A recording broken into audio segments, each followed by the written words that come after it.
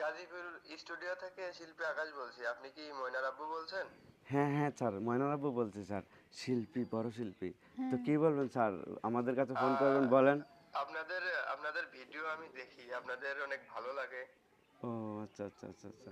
তো আমাদের ভিডিও দেখে, বুঝছো তো এখন। বলেন স্যার, আমি বলেন। আমি শোনেন, আমি আপনাদের দিয়ে একটা মিউজিক ভিডিও বানাতে চাই। আপনারা যদি করেন তাহলে গানটা অনেক পরিমাণ সাড়া পাবে, যেহেতু অনেক ভাইরাল আপনারা। ও স্যার, ঠিক আছে স্যার, তো গানটা কেমন হইব স্যার, একটু বলেন। গানটা ভালোই, একটু শহরের স্টাইলে ভিডিও শুট করতে হবে যেহেতু মিউজিক ভিডিও।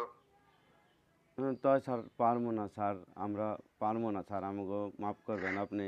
অন্য লোক দেখেন স্যার, আমরা মিউজিক ভিডিও করবো না স্যার। কেন পারবেন না? অনেকেই মিউজিক ভিডিও করার জন্য পাগল, তারা কাজ পায় না। আর আপনারা পেয়েও করাবেন না, কারণটা কি? কারণ হইল আর স্যার, গানটা করলে ভালো একটা অ্যামাউন্ট পাবেন। দরকার নাই স্যার আমাকে টাকার।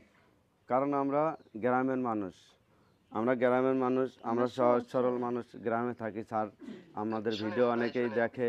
আমার কথাটা আমার শুনেন কথাটা স্যার। শুনেন। হ্যাঁ বলেন স্যার। আপনি যেটা ভাবছেন সেটা না, তবে হালকা পাতলা নাচ থাকতে পারে, যেহেতু মিউজিক ভিডিও।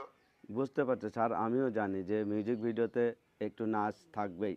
আর আমার ময়নার আম্মুরে দিয়ে আমি এই গান করাবো না স্যার, যেহেতু যেখানে নাচ থাকবে, মাথায় কাপড় থাকবে না আমার ময়নার আম্মুর, তারপরে গায়ে ওড়না থাকবে।